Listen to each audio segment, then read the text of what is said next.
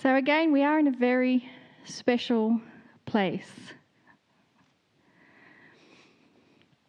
And it's only us that is here.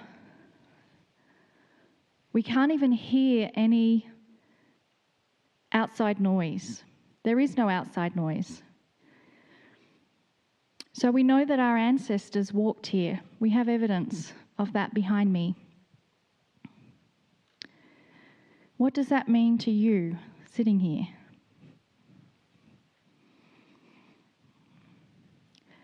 I think our ancestors have got a lot of information for us, and we only have to listen. And the way we listen is to be in the stillness. Because we listen and we hear, it comes to us in whispers. It never yells to us. It never shouts to us. It's only ever a slight whisper and a feeling and sense.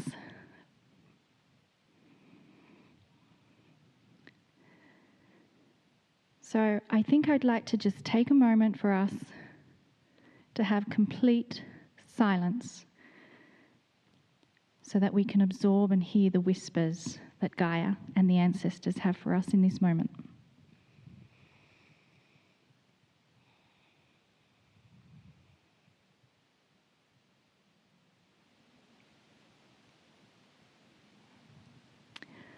Long before we got here on the earth, Gaia was here waiting for us. Gaia knows you. She knows the moment you came onto the planet. She knows the moment you took your first breath. She knows your name. She knows that you are here now with her. She has seen you through the ages, lifetime after lifetime. She knows exactly where you have walked, where you have been, and what you have done. She has been your partner in all of it. In some of our lifetimes, we remembered our partner. And in some of those lifetimes, we didn't. And now the invitation is to rekindle that partnership, to carry you forward in your lifetimes to come.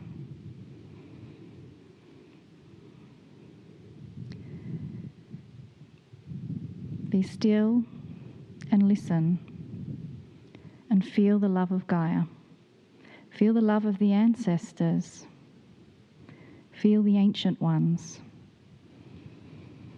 And feel the benevolence of Spirit, the Creator, God of all things, celebrating what you have accomplished today.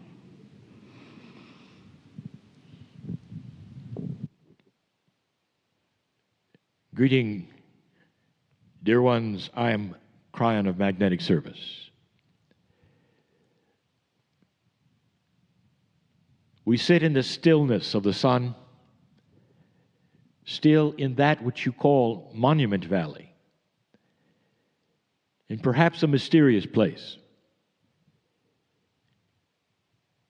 Behind me and around me are rock formations, an alcove, really,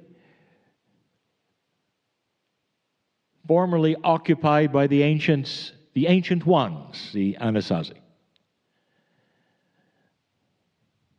I want to talk about energy. And in that, I must review. For the whole pinnacle of the message is what the ancients said and gave to you long before the Western predictions happened. If you want to look at the precession of the equinoxes, the 2012 experience, the wobble of the planet, all of this was seen and predicted by the ancients. This was from the stars. A prediction that didn't really surface to the Western world until recently. And the prophecy was that if you passed 2012, many things would change. The ancients knew the planet. They knew the consciousness of the partnership. And all over the globe, the message was the same. That if you would pass that precession of the equinoxes, that time, the stripe in the sky, which is the Milky Way, you'd have 18 years into it and 18 years out of it. And in that time frame, much would shift. So the prophecy actually comes from the ancient ones, from the stars. And you sit today in the modern world within the prophecy. The teachings of Kryon are to then bring you up to date and up to speed, not only with the prophecies, but what's next.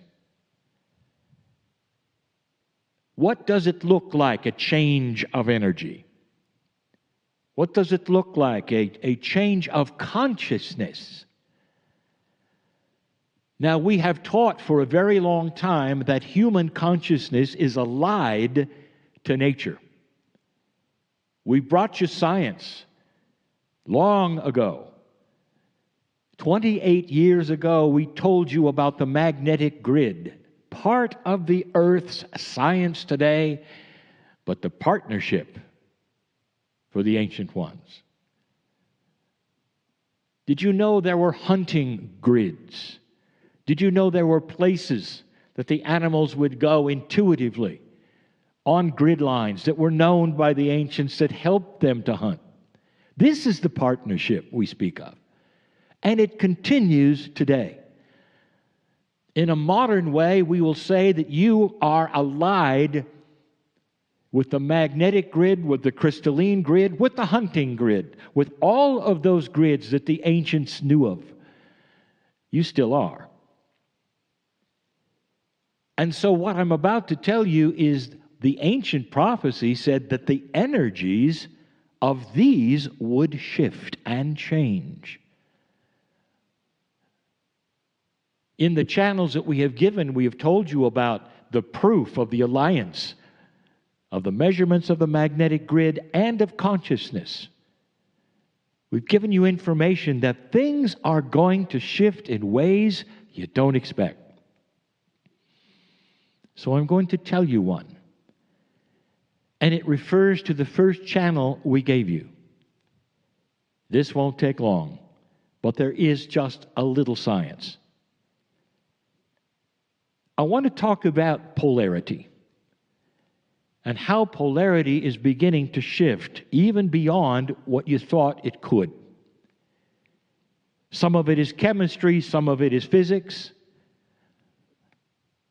I would like to define, just for now, as an example, what you have called osmosis. The technical definition may be this one: molecules of a solvent passing through a semi-permeable membrane from a more concentrated area to a less concentrated area. In plain English, where there's something more, it flows into something less, because nature doesn't like the vacuum. That's osmosis. It has been also defined generally as when something that was a great amount would pour into something that was a less amount. People have said even that they can't understand a book, they'll put it under their pillow and get it over the night through osmosis. So it has many meanings, but that is a polarity, isn't it? It's one that balances. It's one that balances in nature, in chemistry, in physics.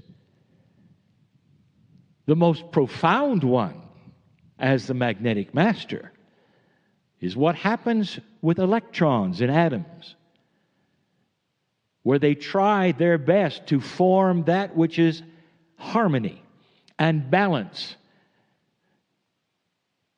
When you see something magnetic, it may have too many or too few electrons in the atoms that make up the solid. And the polarity then is either repelled or drawn to it. It's a form, really, of osmosis, but it's static and remains. And that has to do with too many and too few electrons. That's polarity. That's nature that wants to balance. And yet, there are things that don't apply, that never have. You might find it interesting. One of the things that never followed those rules, really, was light. Now, darkness is often defined by me as the absence of light. You would think if you have something dark and light, whether it's metaphoric or actual, that light would want to flow, therefore, into a dark place, and yet it doesn't. And therefore, a dark and light ratio on the planet would remain the same, because there's nothing to harmonize it. There's nothing to make it flow one way or the other. Consciousness is the same. I've told you, dear ones, a scenario of past lives that you would have, that you have gone through them, even with a high consciousness. It didn't take over from a low one. There was no real polarity. If there had been, this land would never have fallen to the invaders. For the ancients had a very high consciousness. They were allied with the planet. The invaders were not. So you might say that darkness invaded this place. And when I started the channels, I said, and due to that, the crystalline remembering grid right here was sad. That there was sadness in the valley. And that the ancients who still remain, and their spirits still remain, cry the tears of the rain for the sadness that is still here. And now I want to give you the good news. If I can do this in a non-scientific way, in a way that all of you can understand, I ask you to celebrate the land, to rewrite the sadness. And you agreed. How can fewer than 50 people make that kind of an impact that has been here for hundreds of years? It is in the rocks and in the soil and in the trees and in the spirits. Well, the good news is this, and the ancients knew it, that if you passed the marker of 2012, it's in the stars. If you passed the marker, you'd still be human, but you'd start rewriting how the polarity of energy on the planet works. It would start to become more harmonious. And that light would suddenly start to be like osmosis. It indeed would try its best to flow into areas that were less light. A real change, not in physics, but in esoterics. Consciousness that was high would win out over consciousness that was low. We told you there would be a battle of light and dark on this planet, and you've already seen it. Light is winning. We told you that. And now the reason is because the very process of what flows to what is starting to change. The crystalline grid will take a little of what you give, and because of this new phenomenon, will start to rewrite all that is here that is sad. When you leave this place, it stays with you.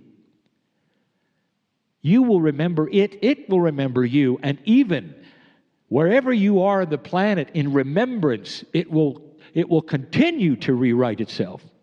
The impact that you have today is to plant the seeds of light here, of celebration here, of happiness here, of remembrance of good things here, and that's going to spread and spread and spread like a seed that is planted of consciousness and light.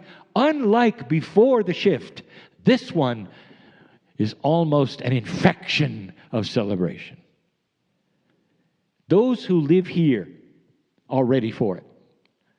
Those who live here, with all that has happened, practice it. And now you can too. And that's the harmony. Those listening all over the planet, if you could for a moment right now understand this process, you'll know that as you think upon these things and celebrate the rocks and the dirt that are right here, it's going to be catchy. It's going to spread. And the land, which is your partner, will see what you're trying to do, enhance it, understand it, cooperate with it, because light is winning. The sadness eventually will be transmuted completely to harmony, understanding. Things that you have asked for, just a few people here and there, with the hearts, the knowledge, the enlightenment, and the understanding and respect of the partnership can change it.